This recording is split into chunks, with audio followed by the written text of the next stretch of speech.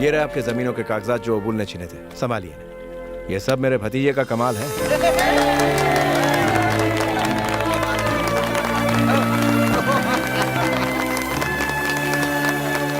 Sir, अगर आपकी जगह कोई और होता तो घुटने टेक देता।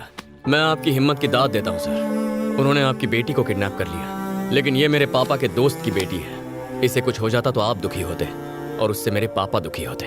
और अगर पापा दुखी हो गए तो कंट्रोल नहीं कर पाता हूँ। सर, गैरों के साथ अन्याय नहीं होने देता, तो फिर मैं अपनों के साथ अन्याय होते हुए कैसे देख सकता था? उन्हें सजा मिलनी ही थी। सर, वैसे एक बात पूछनी थी। जब आपने मामला समझाया तो आपने कहा कि ओबुल के पीछे किसी का हाथ है। आप जानते हैं कि वो कौन है? उसका नाम? बेटे, दरअसल बात ये है कि... अरे बताने दीजिए सर, 2 दिन और रुककर प्रॉब्लम को जड़ से उखाड़ देता हूँ। जब जब मैं इंसाफ पाने के लिए लड़ता हूँ तो उसे पाकर ही दम लेता हूँ। बताइए सर। हाँ, अब कोई भी प्रॉब्लम नहीं है। तुमने प्रॉब्लम सॉल्व कर दी ना, तुम मेरी बेटी को वापस घर ले आए, उसके लिए थैंक्स। सर, अगर पापा कॉल करें तो झगड़े का जिक्र मत कीजिए। कह देना आपकी बेटी ने मुझे रिजेक्ट कर दिया। हाँ?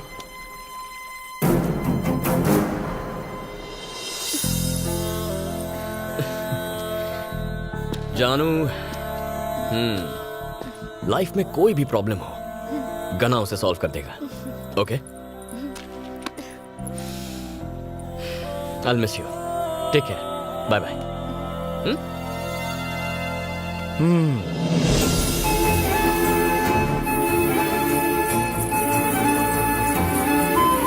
सेल्फी लेते हैं?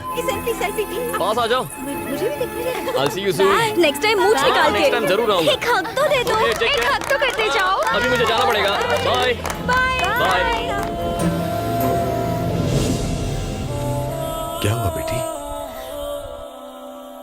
पापा, मेरी जिससे भी शादी होगी वो मेरा पति होने के नाते मेरा ख्याल रखेगा, मेरी रक्षा करेगा। लेकिन बिना किसी रिश्ते के उसने मेरी जान बचाई। मुझे उससे ही शादी करनी है पापा। मैं उमापति से बात करूंगा तुम दोनों की शादी की।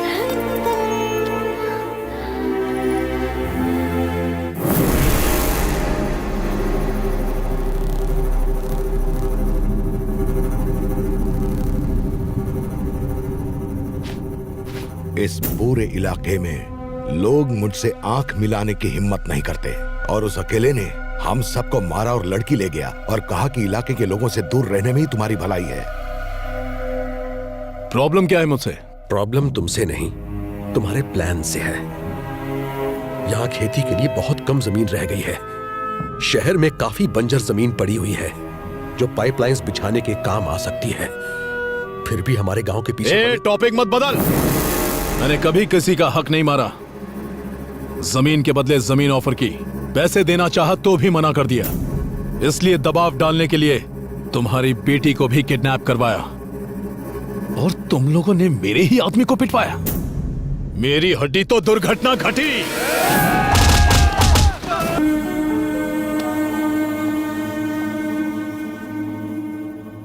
मुझे लगा मैंने प्रॉब्लम सॉल्व कर दिया पापा, पर अनजाने में उसे और बढ़ा दिया।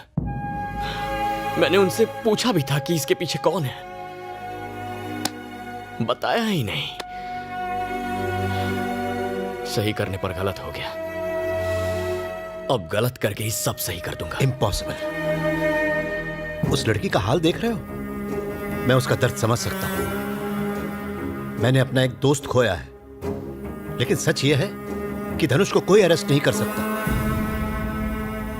एक सेलिब्रिटी छींक मारे तो ब्रेकिंग न्यूज बन जाती है, पर एक पॉलिटिशियन पूरी की पूरी बस्ती चला दे तो भी मीडिया आंख मूंदे रहती है। लेकिन इस सिस्टम को तुझे ही खत्म करना होगा। अगर तूने कंट्रोल नहीं किया तो पूरा देश बर्बाद हो जाएगा। आईएएस आईपीएस के पास जाने से कोई फायदा नहीं, वो उसे नजरअंदाज करेंगे।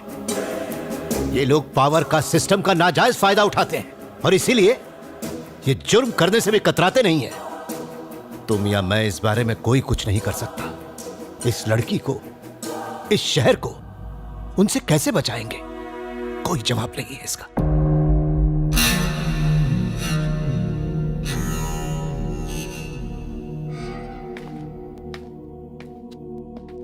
मंदिर में तुम्हारा रिएक्शन देखकर मैंने तुम्हें गलत समझा, पर इस लड़की की बात सुनने के बाद मुझे लगता है तुम ही सही हो। अगर आज तुमने उसकी मदद नहीं की होती ना, तो इंसानियत की हार होती।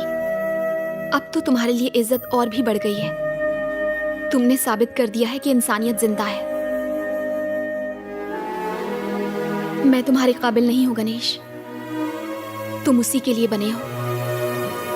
उसके पिताजी की इच्छा पूरी होनी चाहिए। जानू का साथ कभी मत छोड़ना, और दुश्मनों को भी नहीं।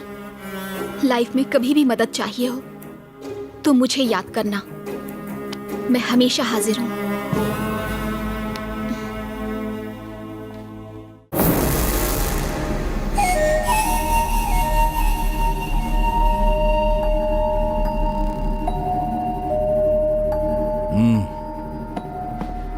किसी भी हाल में मुझे वो लड़की चाहिए।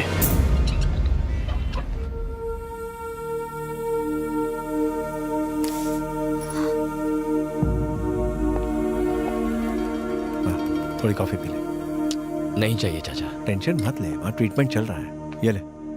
हाँ? ये बताओ तुम्हारा नाम क्या है? जानू। सही कहा ना, मैंने फ्लैशबैक में तुम्हारा नाम सुन लिया था। तुम्हें सांबर पसंद है ना? सांबर पुराना शुरू हो गया।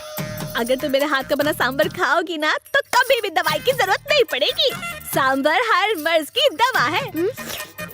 एक्चुअली कैंसर को भी सांबर ठीक कर सकता है, ऐसा भाभी को लगता है। एक गना, तू देखना, ये अगर मेरे हाथ का सांबर खाएगी ना, तो मेरी तरह 0 फिगर हो जाएगी। हंस रही है, अब खुश ना? हेलो, जानू मेरी है। अगर तूने उसको हाथ भी लगाया ना, तो मुझसे बुरा कोई नहीं होगा। चल अब जा, जाके कॉफी पी। अरे जा ना।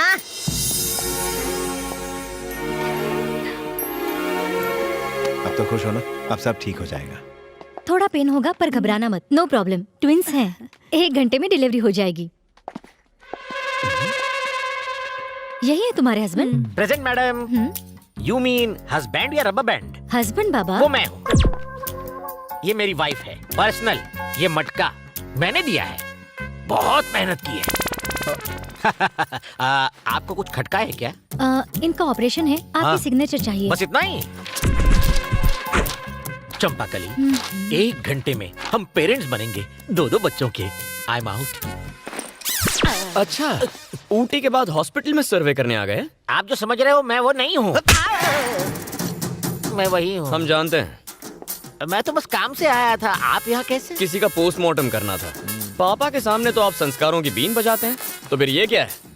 ये बैड हैबिट्स की कैटेगरी में नहीं आता। तो फिर इसे चेंज ओवर कहते हैं। Change over? रिलैक्सेशन।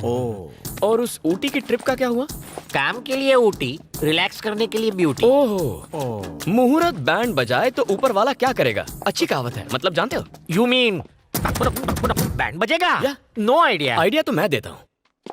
इतनी सुंदर बीवी है आपकी, ये हरकतें क्यों करते हो?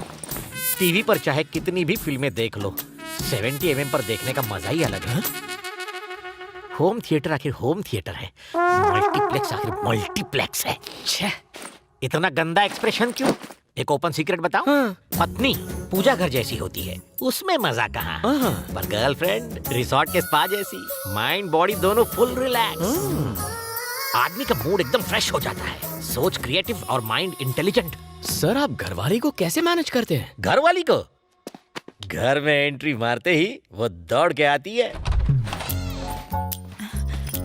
पद्मा, सारा दिन बस तुम्हारे बारे में ही सोच रहा था। बॉस की डांट खाकर आधे दिन की छुट्टी ली है। मेरे हुजूर, आपका सुरूर पाकर मेरे दिल को गुरूर आ गया। इतना काफी है, तुम पर लट्टू हो जाएगी, तुम्हारे सारे फेवरेट पकवान बनाएगी। करेले का हलवा भी खाना। मैं हर डिश से थोड़ा थोड़ा लेता हूँ। पद्मा, तुम्हारी कुकिंग में मैजिक का जादू है। इतना बहुत है, तुम पर एकदम फ्लैट हो जाएगी। डार्लिंग, इतना सारा नहीं खा पाऊंगा, पर इसे वेस्ट भी करने का दिल नहीं करता। आप भी ना खाना गपागप कैसे खाते हैं मैं बताती हूँ। और फिर वो गपा गप सब चढ़ जाएगी। वो फैट और मैं फिट। वो लेटते ही सो जाएगी और मैं गर्लफ्रेंड के पास। अगर आपकी बीवी को ये सब पता चला तो? उस मंदबुद्धि बेवकूफ में इतनी अकल कहाँ? इस सब की जिम्मेदार तो वो खुद ही है। अच्छा? तुम्हें शौक क्यों लगा? 2 साल से हमारे बच्चे नहीं हो पा रहे थे। मैंने कहा चलो चेकअप करवाते हैं। उसने मना किया। उसने कहा मैं फिट हूँ, तुम ही जाओ अपना खुद का टेस्ट करवाओ। मैंने किया। उस ब्यूटी पे success, double success, grand success. शक्ल से तो बहुत मासूम दिखते हो लेकिन जानवर हो। शराब को सिर्फ देखकर जज करने वाले बेवकूफ, पीने के बाद असली किक का पता चलता है कि मेरी चंपा की तरह नशीली है या फिर पद्मा की तरह डुप्लीकेट। औरतों को मेरी चंपाकली की तरह हरी भरी होना चाहिए, मेरी पद्मा की तरह नहीं, सूखे चूसे हुए गन्ने की तरह। पद्मा भाभी ये कहते हैं आप सूखे गन्ने जैसी हैं। क्या? पद्मा तू यहाँ कैसे धमक पड़ी? स्टार्टिंग से यही है। इसने हमारी सारी बातें सुन ली। हर एक शब्द सुन लिया। आप समझी तू? ये ऊँटी खूंटी गाड़ने जाता था, अब यहाँ खड़ी क्यों है? मार साले को। मम्मी बचाओ। तेरी तो नो बॉल में छक्का। तुमसे लाइफ में बहुत कुछ सीखना है बेटा। सॉरी सर, मैं इतना भी महान नहीं हूँ। अच्छा अच्छा। एक बार फिर से टेस्ट करवा लो, ठीक है? अब क्या फायदा है?